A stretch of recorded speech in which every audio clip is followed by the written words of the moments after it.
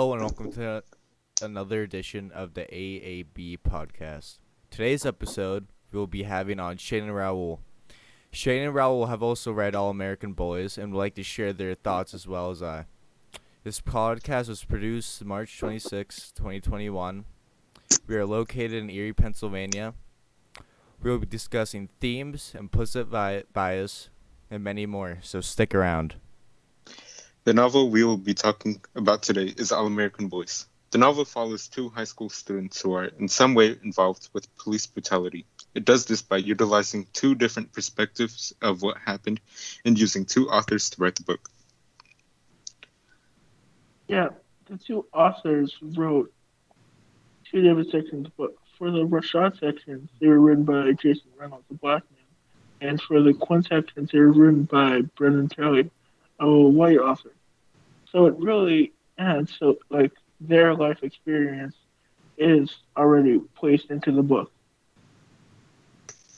The novel uses two narrators adds to the story, in my opinion. Because from Rashad's point of view, you know what happened to him. You see what happened at the convenience store that night. You feel what Paul did to him. They describe it in immense detail. And from Quinn's point of view, you get to see how the school and the town react to the situation. Because since Rashad is in the hospital, he can't interact with that. But Quinn can. Quinn can talk to the people at school. Quinn can see if a protest is going to happen. He can see what the graffiti at the front of the school says. The way these two authors have accomplished the dual narration styles is great. Rashad is a notable example, being that he was in the hospital room most of the story, and the author did well to convey his pain and struggles as he tries to comprehend why this happened in this limited room. And the other character, Quinn, is notable for his view on the subject. He can be seen attempting to grasp and understand the world before him, and realize that not everything is as it first seems. I agree with Raul and Shane here. Dual narration styles and the two styles add to the story. We get to see both of the perspectives of events. As a reader, we can better understand their observations, thoughts, feelings, and even motivations. Writing from an alternate point of view changes the reader's understanding in many ways. We can better understand the why to an event or choice of a person. This novel uses a lot of themes to support its message. Amongst them is racism. This novel addresses racism by two different perspectives. One of them is through the eyes of the victim and his observation of what racism means. The other is through the eyes of the bystander and how he is now realizing that racism is playing a large role in his world. The theme can connect to one of the Catholic social teachings, life and dignity of the human person. We need to treat every human with the same amount of respect as our neighbor, and I think that this book addresses that by showing us the results of what if we don't do so. The novel also addresses legacy. Rashad's legacy will live on for generations after the protest. People will know his story and how the community came together to protest, not only for him, but for the other innocent colored people who were killed by cops. We can achieve a good legacy by living by our core values: faith, integrity, respect, service, and trust. If we live by these, we can achieve a successful life and a strong relationship with God. The book also covers the theme of coming of age because Quinn didn't want to see what happened to Rashad. He didn't want to be involved with it, but he had to physically force himself to do so and be a part of something that's bigger than him. He had to choose to do something that his father would think is right.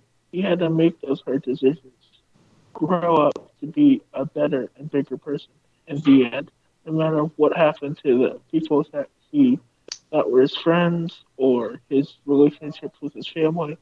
He sees this as something necessary he has to do. This is the action of supporting or opposing a particular person or thing in an unfair way. Explicit bias is conscious and totally controllable. Implicit bias is just natural. It's unavoidable to learn. You just pick it up. Let's say your family doesn't like Fox News. You would naturally dislike Fox News because that's what you learned. We are formulated based off our genetics and environment. We can see implicit bias all over the book. An example of this is when the school was spray painted in support of Rashad. The school had lockers searched, but only for the minorities. And another example of this is what we heard happened with Rashad's father. He shot a black kid, paralyzing him when he, in fact, was the victim and not the criminal. Due to this, we could say the biases did stand a role in the overall story. Implicit bias is the theme that we see everywhere, not just in real life, but in the book as well. When Rashad gets beaten, uh, beaten by Paul, it's because Paul just sees a black kid stealing. He doesn't know the story. He just makes his first instinct, and that instinct was to beat right Rashad. And this happens all over in real life as well. You can see it in the news. To wrap up today's episode, I would like to recommend this book to you all listening out there. This book can open up your eyes and see colored people's perspectives. Especially when the protest happens in this book, you can truly tell they are in pain. A huge takeaway from this book for me was to not judge a book by its cover. It doesn't matter if it's a homeless man or Asian woman. We need this stop as society to jump into conclusions and base a person off of a stereotype. Raul and Shane, would you like to share your final thoughts?